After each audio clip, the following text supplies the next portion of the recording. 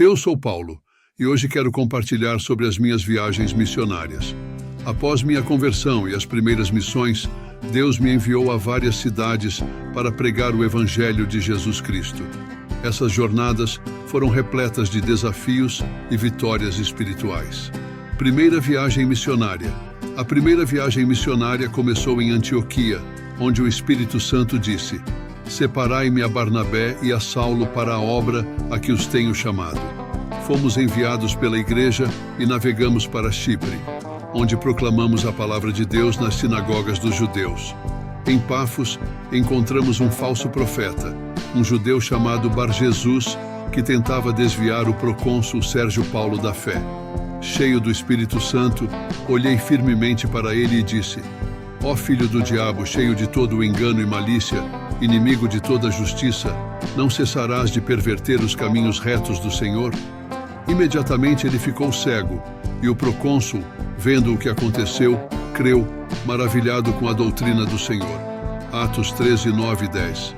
E Saulo, que também se chama Paulo, cheio do Espírito Santo, e fixando os olhos nele, disse: "Ó filho do diabo, cheio de todo o engano e de toda a malícia, inimigo de toda a justiça, não cessarás de perverter os caminhos retos do Senhor?" Em Icônio e Listra de Chipre, fomos para Icônio, onde pregamos na sinagoga dos judeus.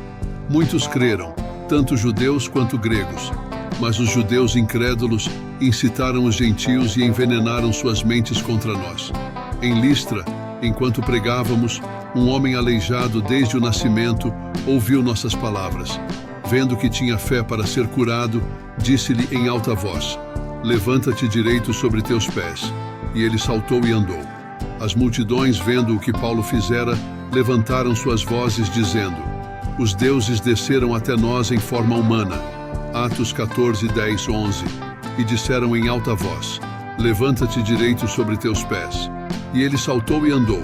E as multidões, vendo o que Paulo fizera, levantaram suas vozes, dizendo em Licaônica: "Os deuses, sob a forma de homens, desceram até nós." Retorno a Antioquia. Depois de muitas outras cidades e perigos enfrentados, retornamos a Antioquia, de onde havíamos sido recomendados à graça de Deus para a obra que agora havíamos cumprido. Relatamos tudo o que Deus fizera por nosso intermédio e como abrira a porta da fé aos gentios. Atos 14, 27. E quando ali chegaram, reuniram a igreja e relataram quão grandes coisas Deus fizera por eles e como abrira aos gentios a porta da fé. Segunda viagem missionária. Algum tempo depois, sugeri a Barnabé que visitássemos os irmãos em todas as cidades onde pregamos a palavra do Senhor. Mas houve um desacordo entre nós sobre levar João, chamado Marcos, e nos separamos. Eu levei Silas e fui pelas regiões da Síria e Cilícia, fortalecendo as igrejas. Em Filipos encontramos uma mulher chamada Lídia, que adorava a Deus. O Senhor abriu seu coração para atender às coisas que Paulo dizia. Ela e sua casa foram batizadas e ela nos pediu que ficássemos em sua casa. Atos 16, 14. E certa mulher chamada Lídia, vendedora de púrpura da cidade de Tiatira, que servia a Deus, nos ouvia. E o Senhor lhe abriu o coração para que estivesse atenta ao que Paulo dizia. Prisão em Filipos. Enquanto estávamos em Filipos, fomos presos após expulsar um espírito de adivinhação de uma jovem escrava.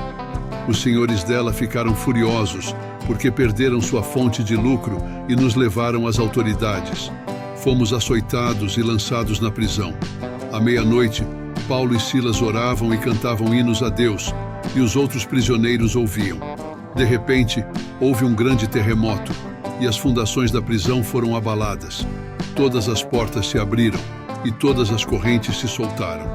O carcereiro, ao ver o que aconteceu, perguntou: "Senhores, que devo fazer para ser salvo?"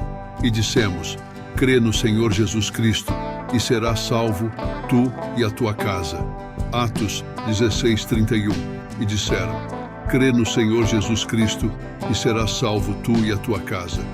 Essas são apenas algumas das experiências das minhas viagens missionárias.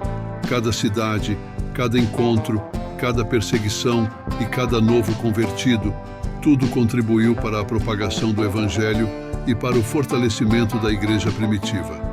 No próximo vídeo, vou compartilhar as cartas que escrevi às igrejas, contendo ensinamentos e encorajamentos fundamentais para a vida cristã. Gostou do vídeo? Nos siga, curta, comente e compartilhe com um amigo. Neste vídeo foi usada a versão bíblica King James 1611, com estudo Holman. A paz do Senhor Jesus Cristo.